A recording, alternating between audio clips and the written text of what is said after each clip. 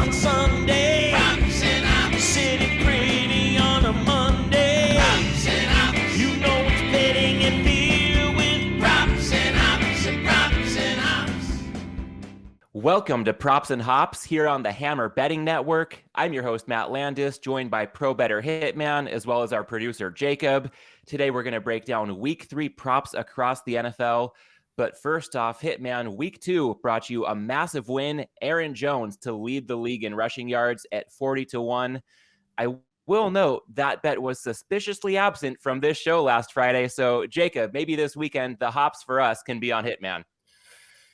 Yeah, one of the things is, as somebody that's betting for most of their income on these props especially, it's so hard to just give out everything. And one of the reasons is I'm betting probably over hundreds of bets a week. And you would say, well, how could you be betting hundreds of bets and everything? Well, when you have enough outs, a lot of times you're going to find rogue numbers. You're going to find books that are a little bit late to adjust to certain things.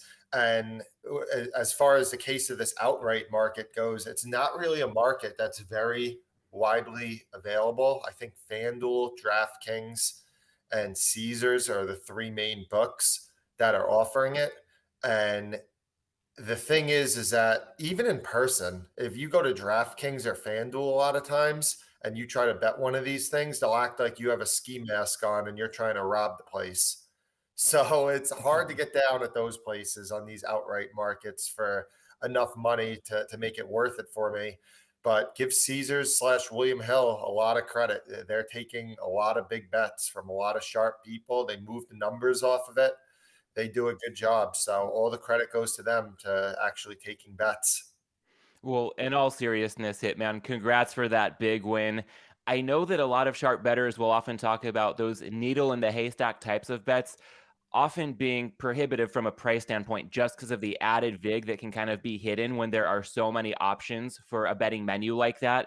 So to that end, what can you share about the process behind last week's bet that a lot of us can look to apply to our own processes moving forward?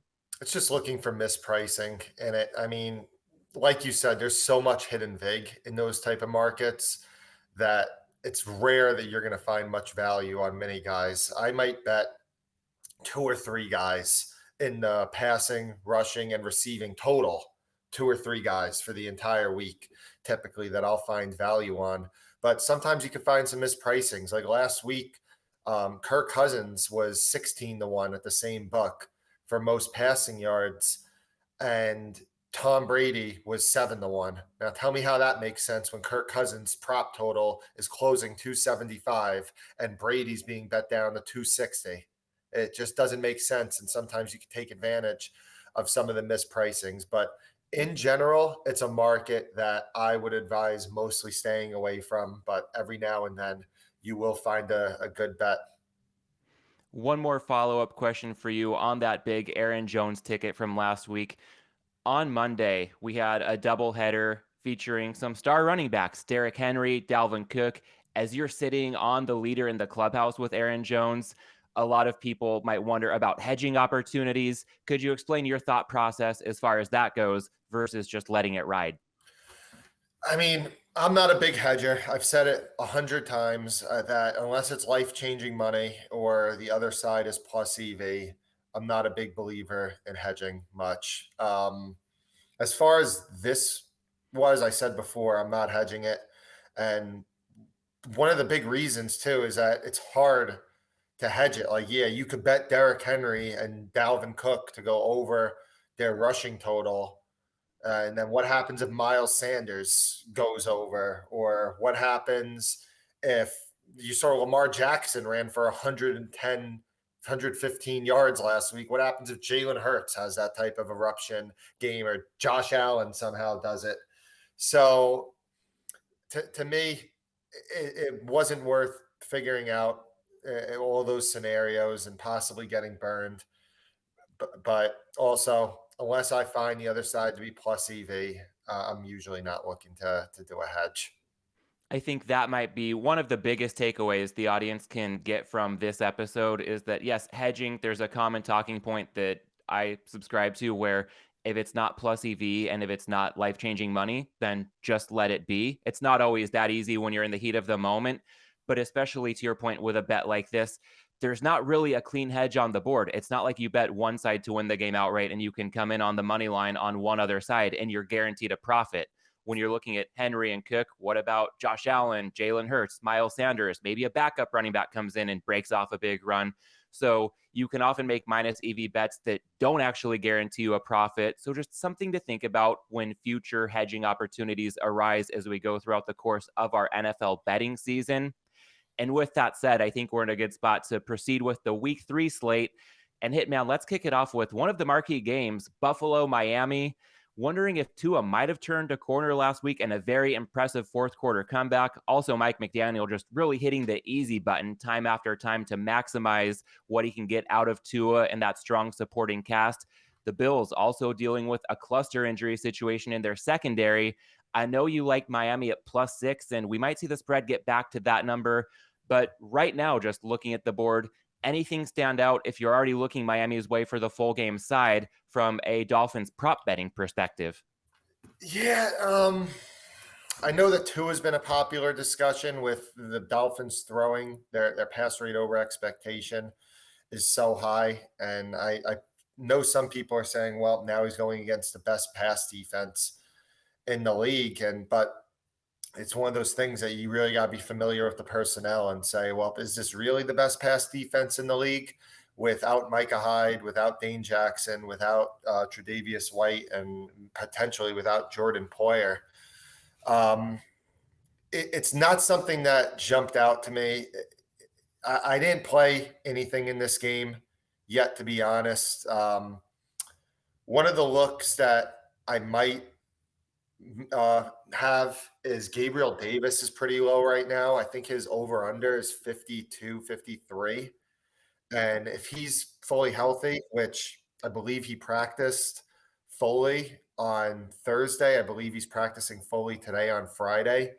That's a player that in a shootout like this, he was considered to be a breakout player coming into the year. And in week 1 against the Rams, he looked absolutely fantastic. So it's a guy that you might get a decent look at, especially if Xavier Howard is following Stephon Diggs around the field. And we all know that Byron Jones, the second corner for Miami, is out. So I could see myself potentially being interested in some Gabe Davis props, but it hasn't been a game that I have placed any props on as of yet. Fair enough. And Jacob, you may be a step ahead of me with the visual for the audience watching this on YouTube. I just checked the BetStamp odd screen for player props, and it looks like Davis, there are some 53.5s available for his receiving yardage, but it looks like 54.5 might be the more prevalent number. So Davis may be already getting a little bit of steam in an upward direction after, to your point, Hitman, looked pretty questionable early in the week and now is looking more and more like a pretty solid go for Sunday in Miami. Moving on to Miami's opponent next week, the Cincinnati Bengals, taking on the Jets this week as the Bengals try to break into the win column, as I will be for the purposes of this show for week 3 in the NFL. And Hitman, I know that when we recorded Edge Rush earlier this week, as I had the chance to fill in for Chris Abbott, you mentioned leaning towards Cincinnati, but that number has since steamed up to 6. So if it's maybe not a go right now from a point spread perspective, I know their offense has been alarming through 2 weeks, but that was against the likes of TJ Watt and Micah Parsons. They should be in for a nice step down in class in terms of their Jets opposition this Sunday. In your eyes, does that perhaps present any sort of step up in value when it comes to a Bengals offensive prop betting standpoint? I haven't looked much at the Bengals guys from a prop perspective, to be honest. I was a little indifferent on what their game plan is going to be because I heard Joe Burrow saying in the post-game press conference that we just need to run the ball better. We have to run the ball better, take these teams out of too high. So I was originally looking at maybe potentially mixing stuff, but it ended up being nothing that I ended up playing. Now, what I did end up playing in that game, and I like it, I see the market right now is about 239.5, give or take at most spots. Joe Flacco is averaging 6 yards an attempt this year. That is 29th out of 32 quarterbacks. And his line is at 240. Now, he's went over both games. He's thrown the ball a league high amount of times. They're just throwing the ball like they're the Buffalo Bills right now. The Jets are. But you just have to ask yourself, how sustainable is this? Their offensive coordinator comes from the San Francisco coaching tree. That's a run first system, run first coaching tree. You just have to ask how sustainable this is, that he's going to keep throwing. And let me just bring up another point. Last week, Joe Flacco had 180 yards or so. And if Nick Chubb falls down or Kareem Hunt doesn't run out of bounds 2 times before that, Joe Flacco, the Cleveland runs the clock out. Joe Flacco finishes with 180 passing yards. His prop line last week closed 220, I think. Now you're seeing a 20-yard adjustment. And what would the prop, I'll ask you, Matt, what would the line have been if Flacco threw for 180 last week and Nick Chubb falls down? Would it have been 240? It probably would have been 225 for this game. So it's really the definition of you're getting value off of what happened at the end of that game last week. And I'll gladly fade a quarterback that's throwing for 6 yards per attempt and just hope that the volume is going to go down, which it has to eventually.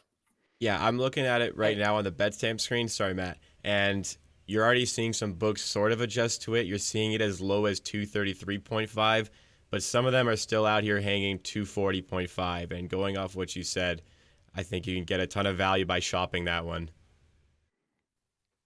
And in addition to Jacob's point, if this has maybe slipped down to the mid 230s, I still love the handicap, to your point, Hitman, about, in an alternative universe, which we would see most of the time, the Browns just run out that clock and we're not seeing Flacco anywhere near this number from a yardage standpoint.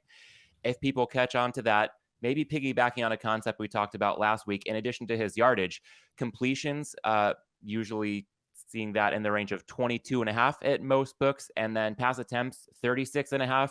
So any interest in those areas as well to maybe diversify the exposure on Flacco, or is the yardage really where it stands out because of the Jets' late game outburst in Cleveland? I think they're all good. I mean, think about this. Joe Flacco opened up 3 attempts higher than Josh Allen coming into this week. And the Bills, we all know that they've been pretty allergic to running the ball for a long time. So I just think that there's clear value on all the Flacco unders. All right. Well, I will be fading Flacco with you this Sunday. So really pulling for the Bengals to stymie him, unlike his first 2 opponents of the season. And on that note, let's move on to the next game, the Lions and the Vikings. Hitman, I wanted to touch on this one briefly with you because we talked about Aaron Jones off the top of the show. I'm wondering if Dalvin Cook might be the Aaron Jones of this week. We saw in week 1, Jones was pretty heavily underused. The Packers corrected that in a major way week over week. Hearing similar things out of Minnesota after a pretty quiet night for Cook in Philadelphia on Monday night, week 2. We might see him back into the fold in a major way for that Vikings offense, taking on a Lions defense that might be without Aiden Hutchinson. Anything you're looking at for Cook or any other props in the Lions-Vikings game on Sunday? Yeah, I like Dalvin Cook overs. Coming into the year, he was one of the best running backs. I think he was 4th in the NFL throughout his career over yards per carry when his team was in 11 personnel, which is 3 wide receivers, 1 tight end, and 1 running back. He averaged 5.4 yards per carry coming into the year.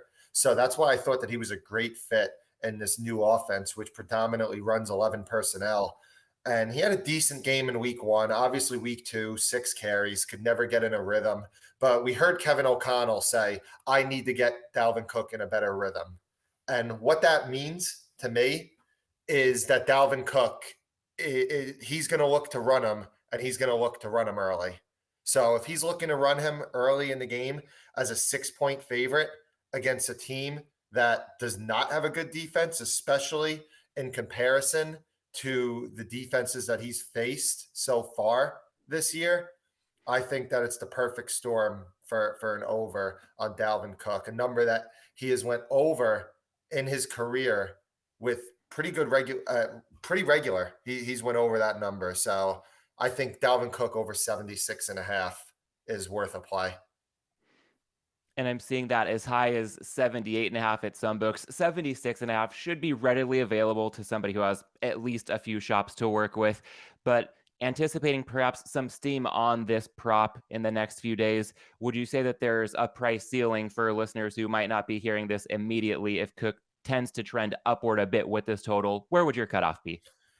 80.5, but I think that this line's going to stay still. There's been maybe a little bit of opposition against me because I gave this out to my clients at 76.5, I think. And it ticked up a little bit, but it hasn't ticked up much. So there might be somebody in the marketplace that bet this down, but it's not stopping my handicap. I think that you have a great matchup. You have a player that is a great fit for this system. I don't think that we've seen it yet through 2 games, but I think that we will. And we have the projected game flow in our favor.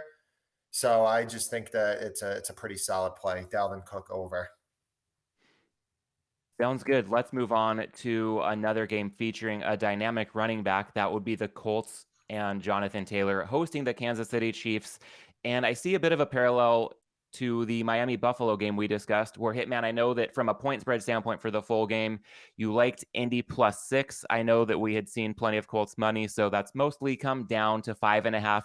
Maybe it gets back there, but as we focus on the props for the purposes of this show, it looks like the Colts, after a nightmare start to the season, if anything, could only perhaps see positive regression. And then the Chiefs going up against a Gus Bradley defense. We've seen how that's played out the past couple of times they faced Bradley during his stint with the Raiders. Between both offenses in this game, anything standing out from a prop betting perspective? I bet Michael Pittman over 63.5 receiving yards. And there was a quote that really stood out to me from Frank Reich. He said, after the loss against Jacksonville, absolutely embarrassing, he said, I don't want to make excuses, but Michael Pittman was a huge part of this game plan. And I was pretty certain that he was playing up until when he got ruled out, I think on Friday. He said it threw things off with us because they installed the game plan a little bit earlier in the week. So what does that tell me? He practiced fully on Wednesday, Thursday. I anticipate that he's going to practice fully today on Friday.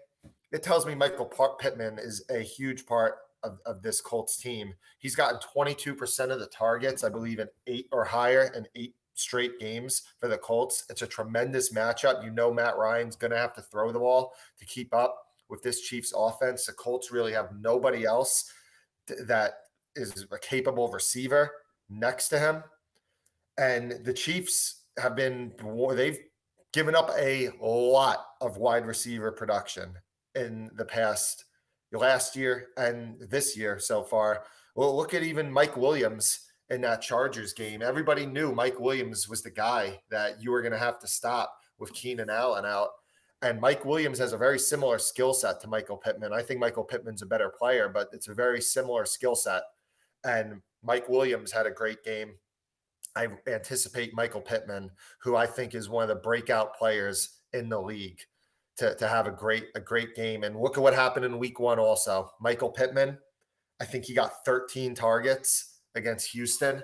I think that's a breakout year coming for him. I think that his prop lines are probably going to be in the low 70s by the end of the year. So I liked over 63.5 in this one. And a follow-up that I'll pepper you with fairly regularly here, just anticipating that a lot of the audience might not catch this show right when it comes out. The market might be quick to evolve. You had mentioned liking Pittman over 63.5 receiving yards. I'm seeing a consensus number now more in the range of 65.5. And then you said that pretty soon you think that he'll probably be lined in the low 70s. So what would a ceiling be for somebody looking to get in where there's still value on Pittman receiving yards over? I think we're good up to 68.5.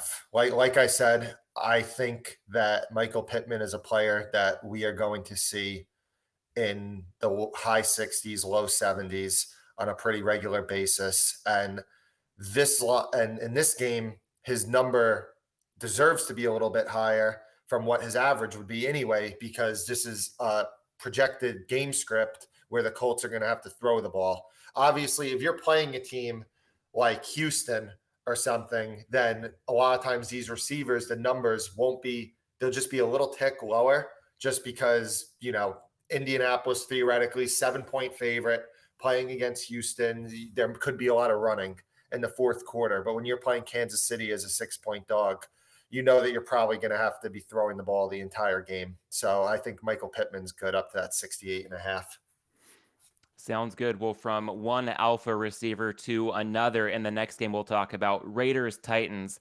I'd like to get your thoughts on Davante Adams. Last week, only 2 receptions for 12 yards. Pretty inexplicably disappeared as the Raiders also saw a comfortable lead disappear against the Cardinals.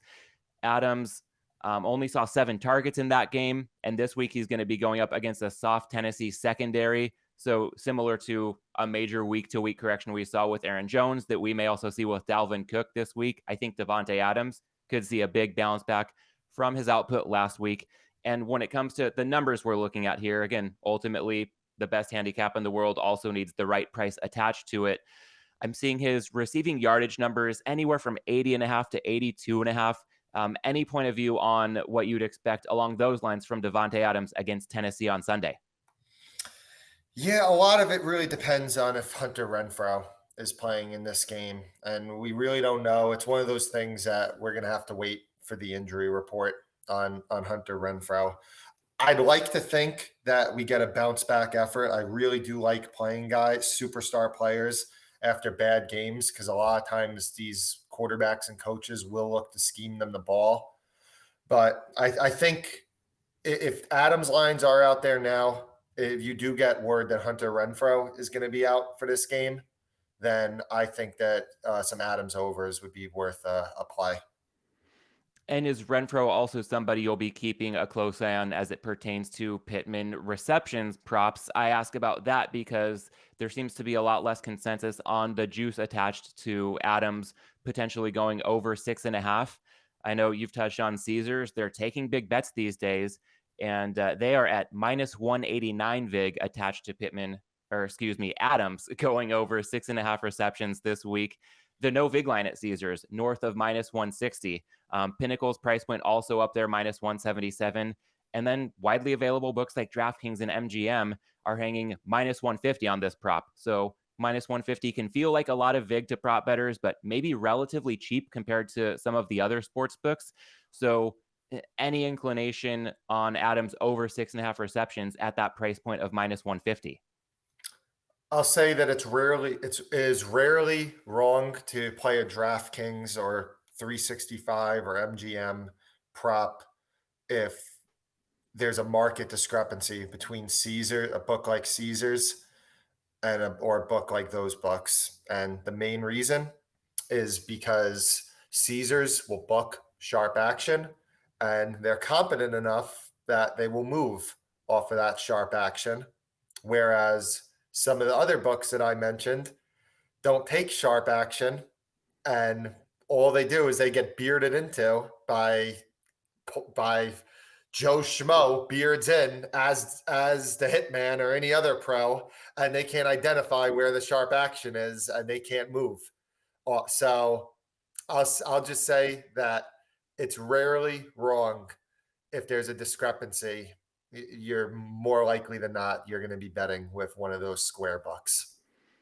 All right. I think there's plenty for the audience to do their reading between the lines just a little bit. And now let's kick it over after a bunch of AFC games to start things here. A big NFC matchup. The Eagles flying high after the first couple weeks. They travel to Washington.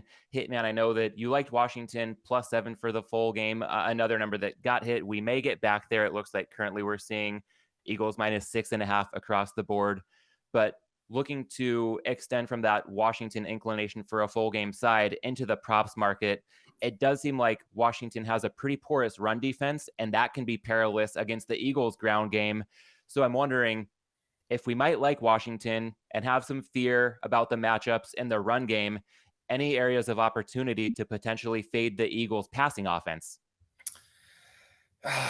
Yeah, I don't know. I mean, the one guy that I was looking to potentially fade was Dallas Goedert, because I don't have the numbers in front of me, but I know that his it might be his routes runners. It's his target share. I know it's one of the two or maybe both has been really low, and he's been living off efficiency. And typically in the prop markets, you want to bet against efficiency and you want to look where the volume and the targets are going. Now, you might say that and you could get burned the entire year by a player like Deebo Samuel, who last year I think he had the lowest average depth of target in the NFL, but the most yards per catch. So, I mean, tell me how that works. So that efficiency was just absolutely insane. And a lot of prop bettors were betting against that efficiency, saying it has to level out, and it never did.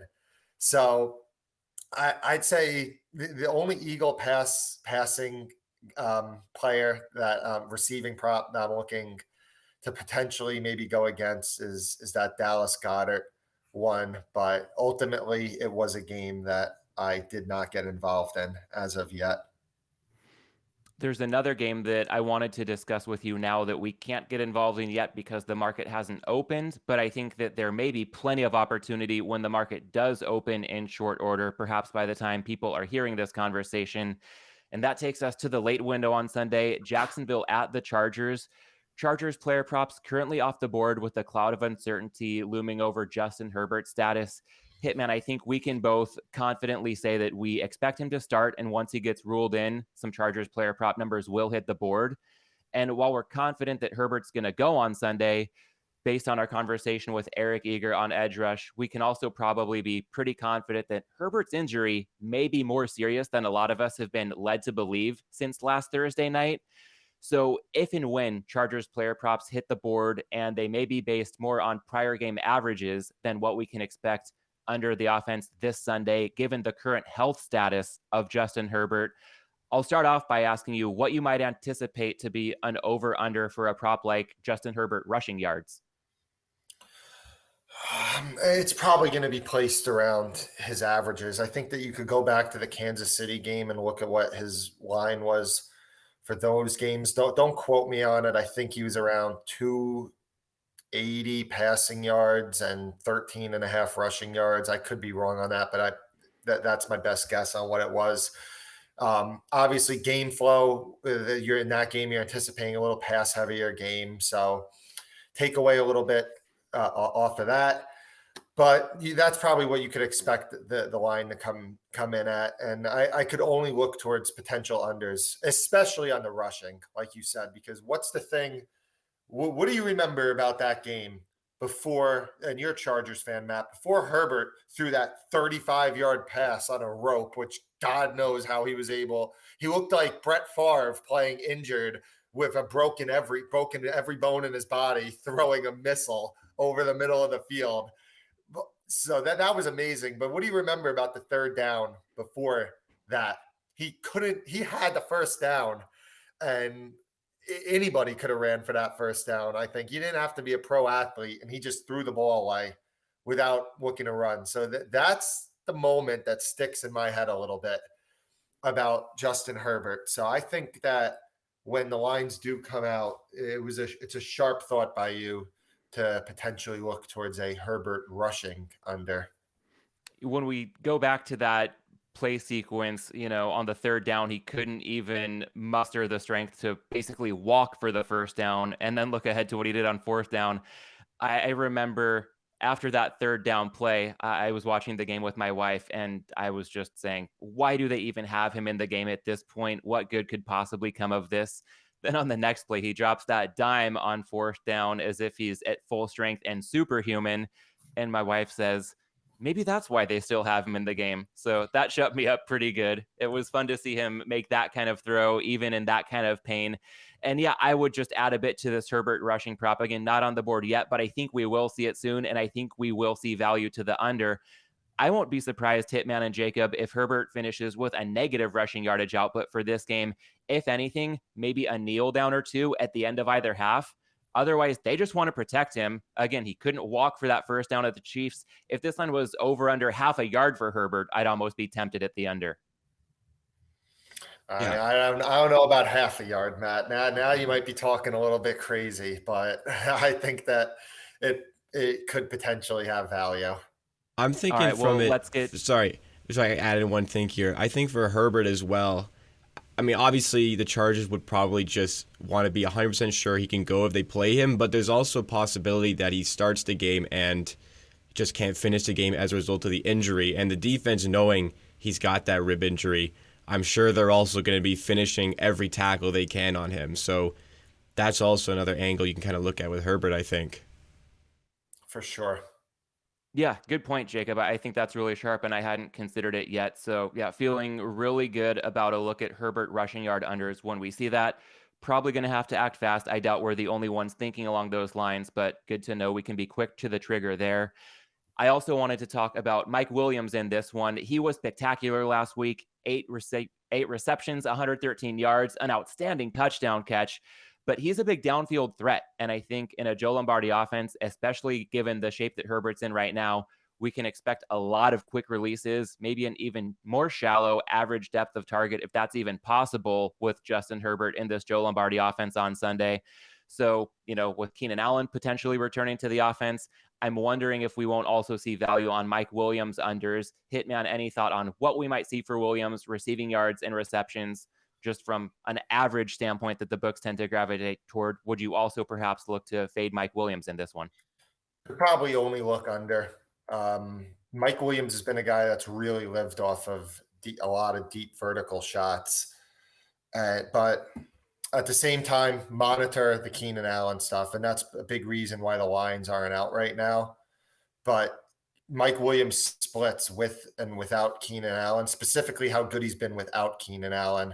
It's been really positive splits for Mike Williams. So I would say that monitor the injury report, but I could probably only look towards a Williams under. Sounds good. And one more quick one here, and then we'll move on to games where player props are currently on the board. Austin Eckler, what do you think his receiving total will be, reception total will be when we get this posted? It's tough because I think it's usually around 4.5 on Eckler. And I know that he had a huge second half catching the ball against the Chiefs, but he also hasn't been playing as much this year. And coming into the year, the big talk with Austin Eckler was that they were going to try to manage his snaps. He even said, I think it's a good idea to manage my snaps. So Eckler hasn't been a guy I've been really targeting as far as overs have went. But that's what I would expect the line to open up at. Yeah, I figured a detractor looking toward overs for him here from a handicapping standpoint, but from a price standpoint, those 9 receptions on 10 targets last week, fueled by garbage time, but that could skew things. It might be balanced out a bit by the fact that week 1, he only saw 4 targets. I figure that Jacksonville knows the dump offs are probably coming in this game to get the ball out of Herbert's hands as quickly as possible. And that could lead to a lot of receptions for Eckler, even if not so many yards, because the Jags D will be keying in on it. But if we can get anything 4.5 without prohibitive juice, or perhaps anything a little bit, less than that because he hasn't been playing a ton this season, one more thing to consider, but really like for this game, anticipating Herbert rushing yards under, perhaps Mike Williams receiving yards and receptions under if we get confirmation that Keenan Allen going to be back in the fold as well. I think that's more than enough talk on a game that doesn't have player props posted yet. So let's talk about the marquee game of that late window on Sunday where we do have some props on the board. And that would be the Packers traveling to Tampa Bay to take on the Bucs. We've got Rodgers versus Brady, the 2-time reigning MVP against the greatest of all time. And lo and behold, the total for this game is sitting in the low 40s. I know that's largely due to injuries seemingly everywhere across the rosters outside of quarterback, especially on the Tampa Bay side. Hitman, knowing we've got 2 of the all-time great quarterbacks in this one, and there is such a low total, does that open up any prop betting prospects for you? Oh, man. I'm not going to give it out as an official play or anything because the line has gotten absolutely crushed. But Tom Brady opened around 260 passing yards for this game. I think we're seeing 245 now. What a ridiculous opener. And it goes back to, I've talked about this year, it's harder than ever with props this year. And the reason is that all these books are opening up earlier and there's people that are betting very early and moving the lines. There's services that just believe in, hey, one book has the line, we're giving it out to our customers. We don't care that 90% of them are getting $30. We're going. And the market's just getting absolutely destroyed early in the week. So it's one of those games that, oh my God, if Brady was sitting here at 260, I'd be saying that I absolutely love his under, because they're pricing it. It's not the same as last year, but there's a little bit of bias into the number based off of how many yards he threw for last year. And guess what? It's a run first offense now, and a team without their offensive linemen and without almost all their receivers. And you just cannot line a quarterback at 260 passing yards on a run first team in a total that's sitting at 42. You just can't do it. So it was one of those that I tried to get whatever I could down. If it does tick back up, I think the low 250s is still a buy price on it, but I don't anticipate that it's gonna. But just keep an eye out on it. If it does, I would be interested again. And when it comes to some of the correlated markets that might not have been hit quite as hard, want to look into Brady pass attempts. I'm seeing 34.5s with some reduced VIG to the under at certain books. Also, Brady completions, 23.5. Those also have some reduced VIG attached to the unders. Have those also been hit too hard, or is that maybe an indirect path to the same handicap that hasn't been blown up as much by the market yet this week? They haven't been hit as hard. I could only play unders on those, but it's just something that I personally didn't play. I thought that the yards was, because Brady's been inefficient even this year. So I thought that the yards was a slam dunk. And guess what? You know what? I still lean under at 245. My fair was probably 240-ish was what I thought that it should have been. But the best advice I could give the listeners is just hold off for now. Maybe you get some over money, pushes it to low 250s, and then you can look to play under. But at the current market, it's a pass. Next game we can talk about, guys, Rams Cardinals. Just kidding. Let's go ahead and skip it. Apologies to Kyler Murray, but I'm not going to bet your rushing prop over once again after going 0-2 each of the season's first 2 weeks. Jacob with a nice edit that was posted to the Props and Hops Twitter account earlier this week so everybody could see the pain that I was feeling on that one. So maybe a fun NFC West game to watch. But we've got an NFC West team playing in prime time that might have some more prop betting opportunity we can get into right now. Sunday Night Football, the Niners traveling to Denver to take on the Broncos. And let's start on the Niners side of things. Hitman, with the change in quarterback from Trey Lance to Jimmy G, what kind of impact does that have on your outlook for 49ers props? It definitely makes the wide receivers a little bit more appealing. Sharp guy I work with, he likes Deebo Samuel's over. I don't disagree. I didn't bet it, but I don't disagree with it. It makes Brandon Ayuk a little bit more appealing. It just makes all of the Niners more appealing, in my opinion, from a pass game perspective. I'll just share my reasoning why I personally didn't bet the Samuel one, although I do lean towards it. It's just that they're so injured in the backfield that I think that he could get some more rushing attempts, which would obviously take away from his receiving. But yeah, that's really the common theme about Jimmy G, is that I think that it benefits all the Niners pass catchers. And on the other side of the ball, Nathaniel Hackett has been quite the circus act his first couple of weeks patrolling the sidelines in Denver.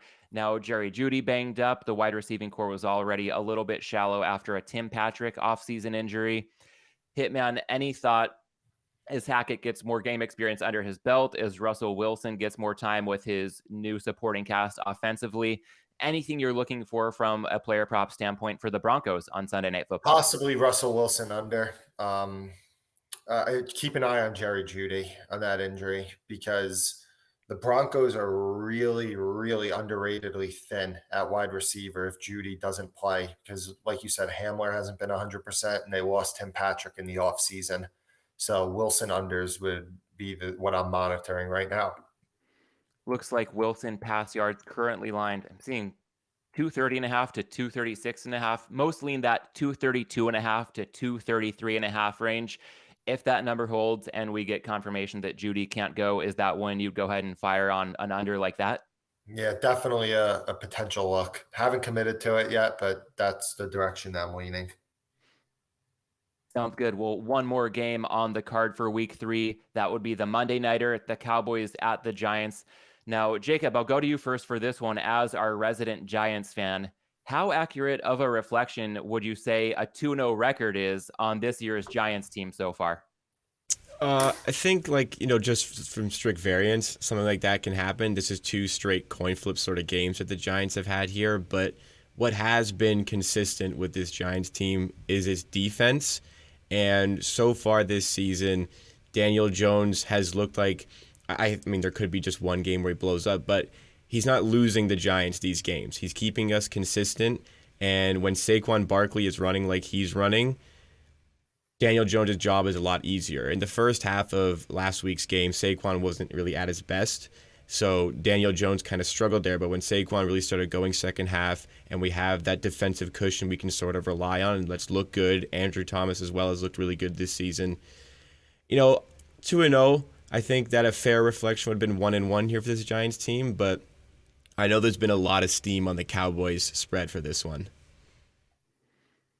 Pretty measured, I'll say logical take from a Giants fan. Hitman, I know that might still be a little bit too kind from your perspective. You've been looking to fade the Giants against the spread, but it's going to test your patience because they've got Cooper Rush this week, the Bears on deck next week. So it's really tough to fade the Giants too heavily from a point spread standpoint. Any opportunity you're seeing in this game to maybe fade them from a prop betting standpoint? Yeah, it's really not widely available enough that I've dug a ton into it, but I did think that Sterling Shepard's receiving yards opened a little bit low. It actually did just get bet up. I bet over 36.5. It's at 41.5 right now, but I think that 41.5 is potentially a little bit low for a guy that went over this number last season at during his career, he's went over this number, and this is the thinnest wide receiving corps in the entire NFL. The Giants have, and Sterling Shepard has gotten a very good percentage of the Giants' targets this season, and I believe he got 10 targets. And Daniel Jones missed him wide open for a touchdown against Carolina last week. If he doesn't miss that throw, Shepard has, I think, 80 yards in back-to-back games, and we're probably seeing a line that's in the mid to high 40s. So I think that Sterling Shepard overs could be worth a look. I kind of want to jump in I want to kind of jump in and get your thoughts. You talked about Sterling Shepard and how thin the Giants are, very thin at wide receiver. A lot of news this week, I guess mostly in kind of the Giants sphere, about Kenny Golladay not getting really any snaps last week. And he's spoken about it to the media. And Coach Dowell of the Giants is talking about how he likes that Golladay is kind of hungry for more touches. Do you think something like that can kind of get you to lean towards an over on Kenny Golladay? These numbers aren't widely available at the moment. I just looked at it. But do you think this kind of gets you to lean towards an over on Kenny Golladay, or is this something that you shouldn't really read too much into? I'm going to be honest. I don't even know if we're going to get a number on Kenny Golladay. I know because it's a Monday night game, we might get one, but I don't know if we're going to get one based off the fact that he played 2 snaps last week. And I will say that Dable has been playing his guys. He hasn't played Kadarius Toney, who was from the past regime. He hasn't played Golladay. He's been Wan'Dale Robinson from training camp has been getting a lot of usage for the Giants. David Sills getting a lot of usage. He's been playing a lot of his guys. So I don't know how this ends for Golladay with the Giants, but I don't think that it's going to end good, to be honest. So yeah, I honestly, I don't even think that we get a line on Kenny Golladay for this week. I could be wrong, but after 2 snaps last week, I lean that we don't. Wow. All right, well, guys, let's lock it in. Maybe we can see if anybody will let us parlay Justin Herbert under half of a rushing yard, Kenny Golladay under half of a reception. There you go. Me and Jacob, it's our favorite teams, the lock of the week, the mega whale get even after an 0-4 start to me for this season. That's going to solve all our problems. No, in all seriousness, we've been through a bunch of games on the card. I think uncovered a lot of value thanks to the Hitman's insight. As always, I think it's a good time to lock in some official plays for show tracking purposes. Hitman, anything that you would like to go ahead and lock in to your props and hops week 3 portfolio? Let's do Joe Flacco under, best number. I think 239.5 is what we said for that. Let's go Dalvin Cook over 76.5 rush yards. I think that's what we're seeing out there. So let's go for that 2-pack for official plays this week. All right, I already had it down. I will say that transparently to the audience. Dalvin Cook over was on my card as well. So there's nothing wrong with a double best bet. There's nothing there we wrong. go. Yeah, seeing eye to eye. Hey, we could so go. Hopefully, we go for 2 units. We go for 2 units on that if you guys are both confident. There we go. Oh man, yeah. We'll have to think, Jacob, about how we want to track that in BetStamp. I tend to be more of a flat better, but maybe with this degree of confidence, instead of 1 unit, maybe we can juice it up just a bit so people can find that on the props and hops profile in BetStamp. I will definitely see eye to eye with you, Hitman. There, Dalvin Cook over 76.5 rushing yards. Gonna go with another over. Man, I feel weird. Usually I do best with props if I'm leaning toward unders. Maybe I should have learned my lesson with the Kyler Murray overs these first couple of weeks. But one more over here. Devontae Adams receptions over 6.5 at -150. We just talked about from a pure market reading standpoint why that could have plenty of value in addition to the handicap behind Adams in his matchup against the Titans this week. And then sticking with the theme of teasers, they have not been kind, admittedly, over the first couple weeks of the season. I think last week we had a good bet that just didn't work out with the Panthers and Washington. If Washington can make a PAT or a 2-point conversion, a lot of their teaser bettors go home happy. Alas, they lose by 9. As far as the week 3 teaser card goes, I think there's more appeal to 6.5-point teasers right now than the standard 6-point teaser. And that does come with a -130 price point instead of -120. But I think it's worthwhile to give a look at the Packers, taking them up from +1 to +7.5 at Tampa Bay, as well as the Cowboys +7.5 at the Giants. Again, we are paying 10 cents more than that standard 6-point teaser, but I think it's well worth it considering the matchups on hand for teams like the Packers and Cowboys instead of teams in that 6-point teaser territory. Not a lot of appeal with the matchups this week for the Patriots, Panthers, Titans, Texans, and Broncos. So if we look at this 6.5-point play that I'm eyeing, on the Packers side of things, no surprise to me if they close pick'em or maybe a small favorite across the board. The Bucs have just been decimated by injury. We've already touched on that. The low total in this game, especially a low total with quarterbacks like Rodgers and Brady involved, I think that increases the relative value of the points we get when using this 6.5-point teaser to cross up through 7. And speaking of low totals for Dallas, they're involved in the lowest total of the week. That one is at 39 or 39.5. That's almost a preseason total. And I get it. Cooper Rush is more of a preseason quarterback, but I feel like the Giants might only be favored because of a misleading 2-0 record. So it's a case of, yeah, we're paying for 6.5 points, but I feel like we might be getting more than a touchdown's worth of points for the price of less than a touchdown. So Hitman, all that said, wanted to see what you think of this 6.5-point teaser.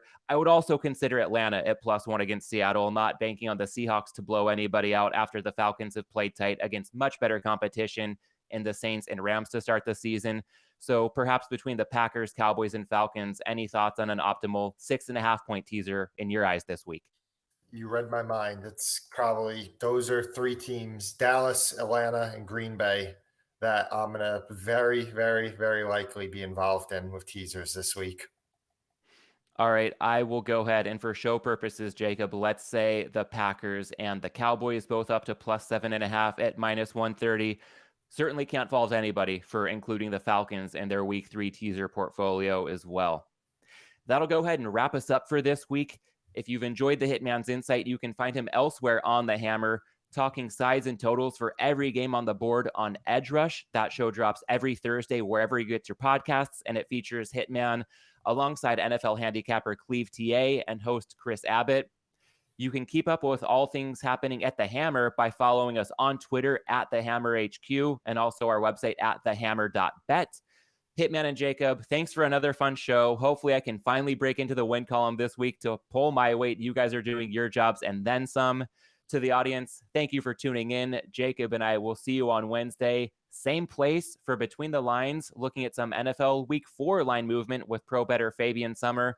But until then, enjoy Week 3 in the NFL. Best of luck with your bets this weekend. Props and